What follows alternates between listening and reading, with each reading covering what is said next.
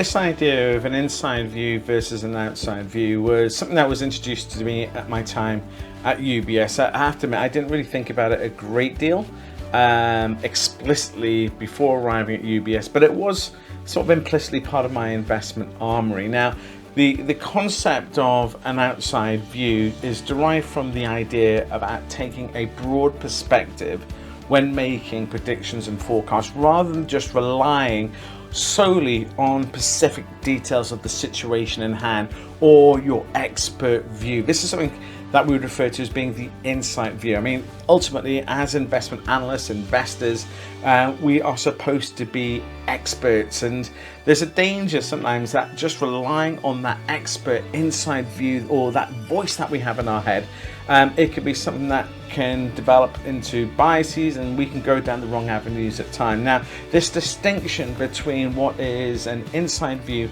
and an outside view comes out of the work that was popularized by Daniel Kahneman and Amos Tversky.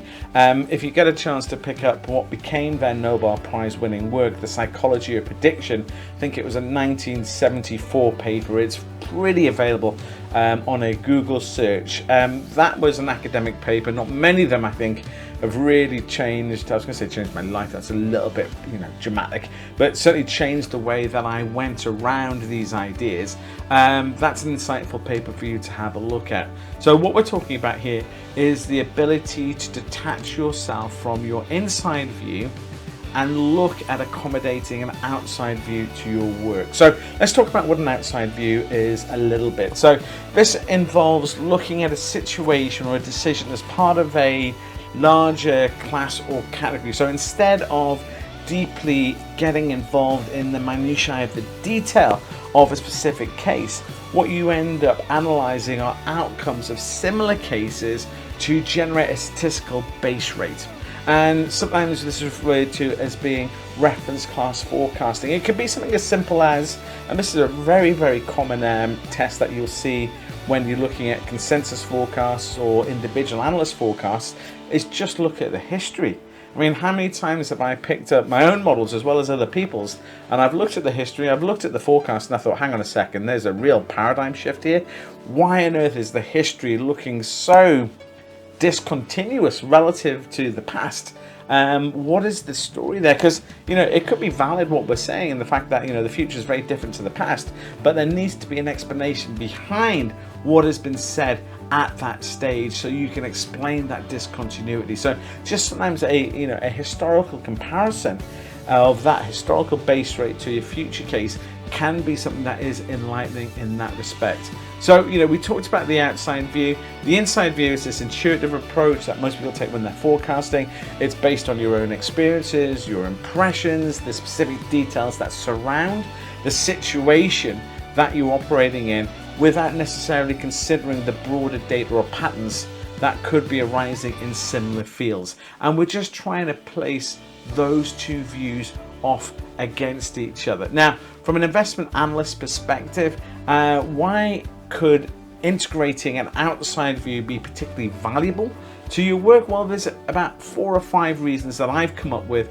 that could kind of give you a little bit of an idea. I think one of the key things that I've learned here is by having this outside view, this sanity or sense check, it's a way of just cross-checking my potential over-optimism in my forecasting. And it's very easy to be overly optimistic in your forecasting because you just separate reality from what you think the amazing future is going to hold.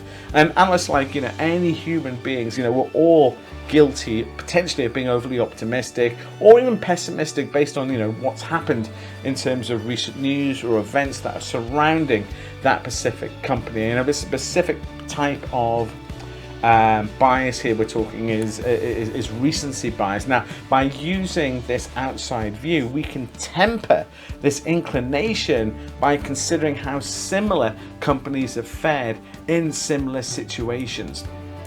Now, another reason is just coming up with a better base rate. The outside view encourages analysts to develop forecasts based on broader industry and sector trends. This can provide a more reliable base rather than just focusing on what you think the company's going to do. Just think a little bit wider. It goes back to one of the previous videos about looking at ideas through multiple lenses. Don't become too blinkered in terms of this is what I think is going to happen. Think about the macro, think about the micro, think about the supply chain, think about the history. Just try and cast that net as wide as possible. We've talked about over-optimism. This also links into mitigating overconfidence.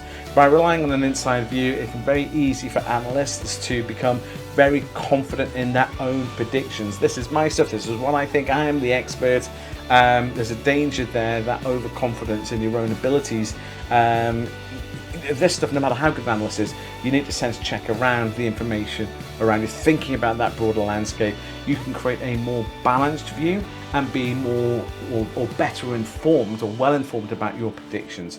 It also forces you to challenge your assumptions. The outside view can sometimes just stop you in your tracks, and you start thinking, oh, hang on a second, I've just looked at a broader set of reference classes here.